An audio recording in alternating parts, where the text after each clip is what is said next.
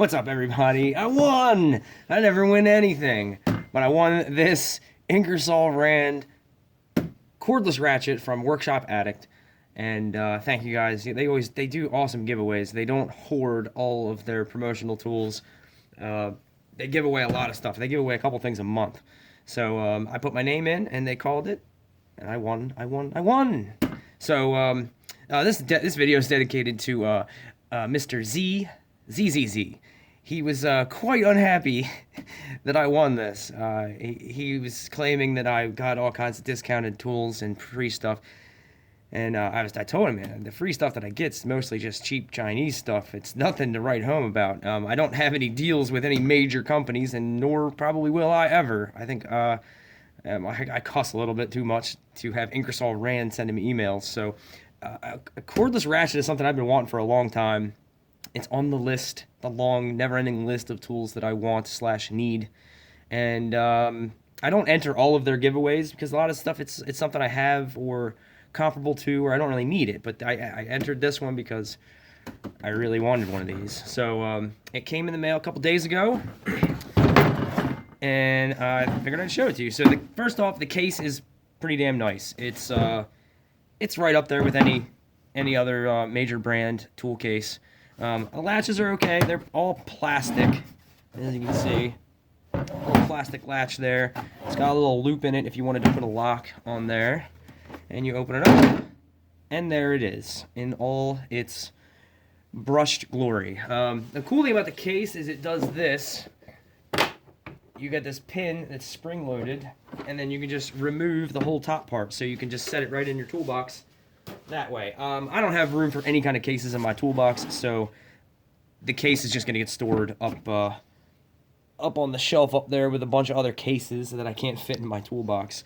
So you get the charger. This particular kit, you get the charger, one battery, and the cordless ratchet.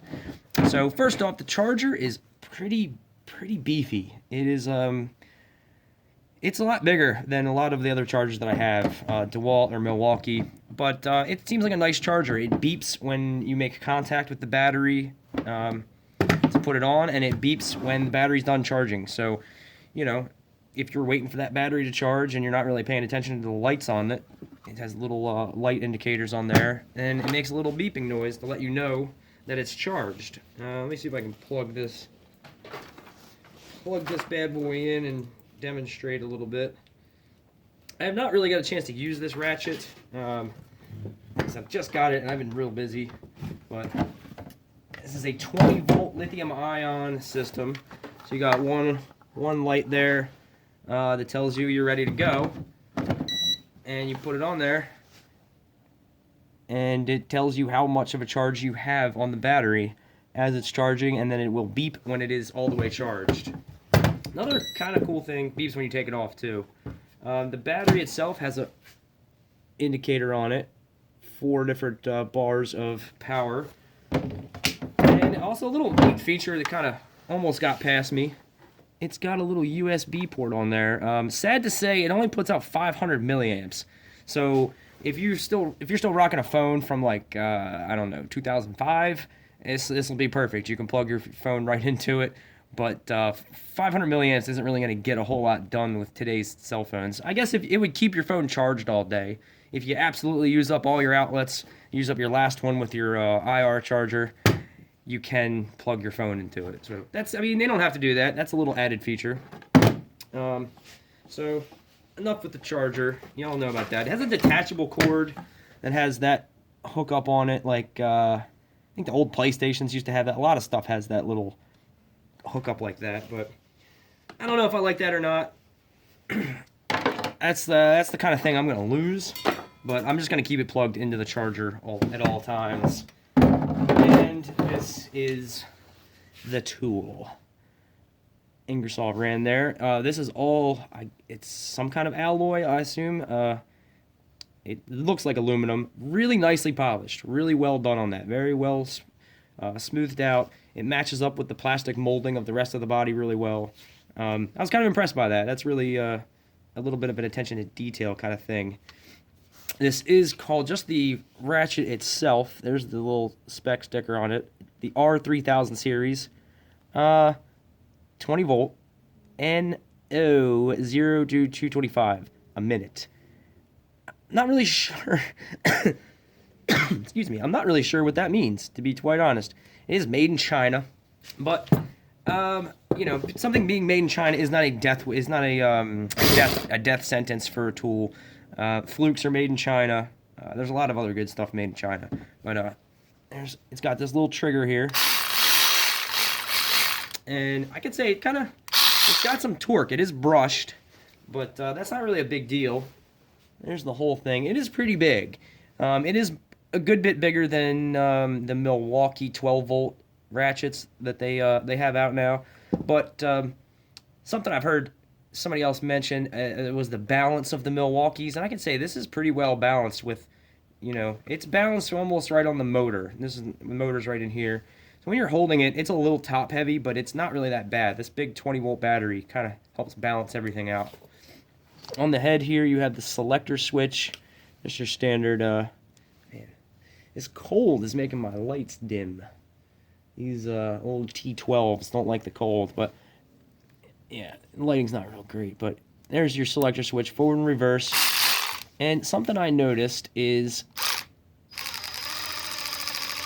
it almost has kind of an impacting looking kind of action to it. It's not very smooth. It kind of jumps. I was like, oh, that's kind of cool. Kind of has like an impact, you know, almost a little bit of impacting going on there.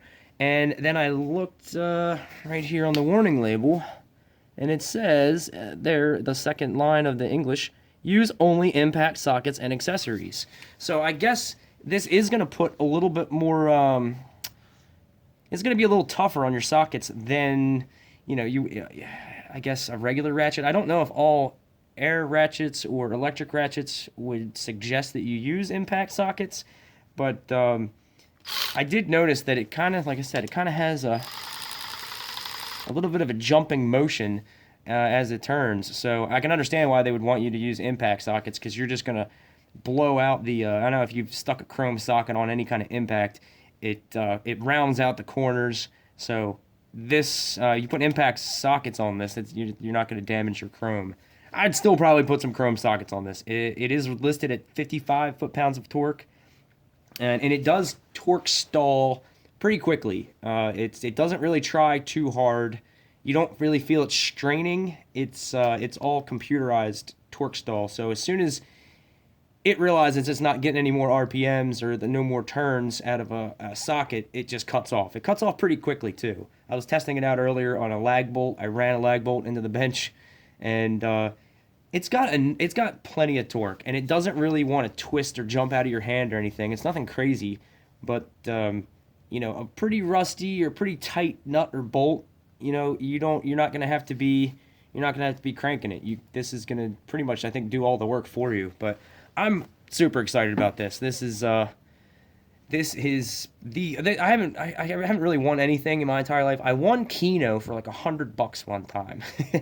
And it probably cost me like $500 to win that. And then I pretty much gave up gambling altogether after that, you know, because the house always wins. So there was no gamble involved in this. I just put my name in the comments, and I got picked for it. So thank you, Workshop Addict. I'm going to get a lot of use out of this. I don't know if I've mentioned this before, but I have you know, my hot rod or whatever, my project car that I've had since I was 19 is a 87 Buick Grand National. And I did a bunch of shit to it. Made it all fast, and still could use a little bit more tuning and maybe some more fuel. But you know, I had the engine all rebuilt, bored out, bigger turbo, bigger intercooler, did all kinds of crazy stuff to it. Blew a lot of money on it, and then it kind of turned into an old car. It turned into a car where the brakes stopped working, the master cylinder. Or the brake boosters started failing on me. The whole 80s GM vacuum systems are complete shit. So I need to retrofit and redo the whole vacuum system. The windshield wiper motor busted. You know, just dumb old car problems. So right now it is peacefully resting at my parents' house. They have a garage. Otherwise this would be called Mike's garage. But I'm basically trying to build up this toolbox so that when I do get a garage, or I head over to my parents' house, which I do occasionally, but I can't really go, head nosedive into some projects because I don't get over there that often. They live like probably 45, 50 minutes away. So one day, hopefully in the near future, in the next couple years or so, going to be looking at a new house. It's going to have a garage. The name of this channel will probably change, and I will have all the tools that I need to just dive in head first on that rebuild, and buy specialty. I'll be buying specialty tools and parts as I go, not basic stuff that everybody should have. So this is going to be instrumental in tearing apart the Buick.